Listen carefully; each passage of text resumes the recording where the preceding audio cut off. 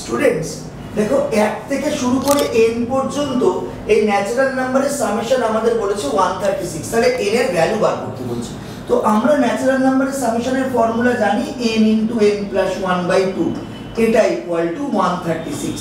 এখান থেকে আমরা n এর ভ্যালু বার করতে পারি, কারণ n * n + 1 272 করে কোয়াড্রেটিক ফরমেশন এনে n এর ভ্যালু বের হবে। কিন্তু আমরা একটু অন্য অ্যাপ্রোচ নেব। আমরা দেখছি যে সামেশনটা 136 দিয়েছে, তো এটা আমরা ডাবল করব। ডাবল মানে 272। এইবার এই 272 কোন দুটো নাম্বারের স্কয়ারের মাঝখানে অবস্থান করছে এটা আমাদের বুঝতে হবে। 272 অ্যাকচুয়ালি 16 স্কয়ার 256 আর 17 স্কয়ার 289 এর মাঝে অবস্থান করছে। এখানে ছোট কোনটা? 16, অর্থাৎ n এর ভ্যালু হয়ে যাবে 16। এই অ্যাপ্রোচে তুমি যে কোনো ন্যাচারাল নাম্বারের সামেশন সেটা দেওয়া থাকলে লাস্ট টার্মটা বার করতে পারো। Thank you.